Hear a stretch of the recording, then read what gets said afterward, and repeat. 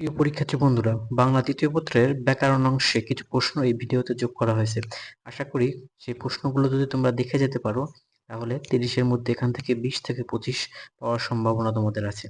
তাহলে প্রশ্নগুলো একটু দেখে যাও এবং এই প্রশ্নগুলো তোমরা বই থেকে উত্তরগুলো ভালোভাবে দেখে যাবে, তাহলে আশা করি ভালো একটা রেজাল্ট করতে পারবে।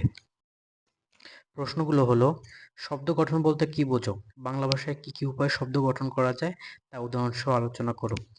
2 নম্বর, অর্থগতভাবে বাংলা ভাষার শব্দসমূহকে কয় ভাগে ভাগ করা যায়? উদাহরণ সহ আলোচনা করো। ভিডিওটি পুশ করে প্রশ্নগুলো খাতায় লিখে নিতে পারো, আশা করি তোমাদের উপকার হবে। 3 নম্বর, বাক্য কাকে বলে? একটি সার্থক বাক্যের কয়টি গুণ থাকে? উদাহরণ সহ আলোচনা করো। 4 নম্বর, যোজক কাকে বলে? যোজকের শ্রেণীবিভাগ আলোচনা করো। 5 নম্বর, প্রমিত বাংলা বানানের 5টি নিয়ম উদাহরণ সহ লিখো। 6 নম্বর, এ ধ্বনি উচ্চারণের 5টি নিয়ম উদাহরণ সহ লিখো। 7 নম্বর, মপলা ব্যবহারের 5টি নিয়ম লিখো। 8 নম্বর, নত্যবিধান কি?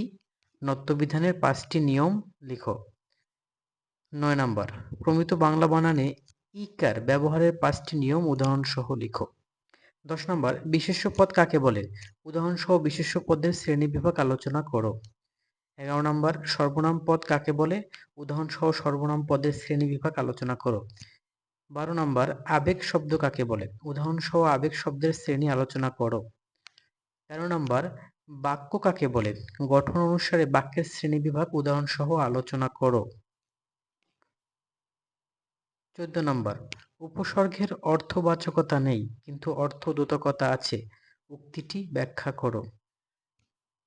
15 নম্বর, বাক্য কাকে বলে? সরল বাক্য ও যৌগিক বাক্যের মধ্যে পার্থক্য লিখো। 16 নম্বর, উৎপত্তিগত দিক থেকে বাংলা ভাষার শব্দ কয় ভাগে ভাগ করা যায় তা আলোচনা করো। 17 নম্বর, অধ্বনি উচ্চারণের 5টি নিয়ম লিখো।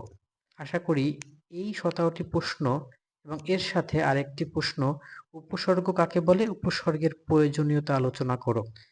এই 18টি প্রশ্ন যদি পড়ে যাও, এর সাথে এই শুদ্ধ অশুদ্ধ শব্দগুলো এবং এরপরে কিছু ভিডিওর মধ্যে শেষে আছে কিছু তোমার উচ্চারণ এবং লাস্ট পর্যায়ে কিছু প্রকৃতি প্রত্যয় আছে, এগুলো যদি দেখে যেতে পারো তাহলে আশা করি এই ভিডিওতে যা আছে এখান থেকে তোমরা 20 থেকে 25 কমন পাবে।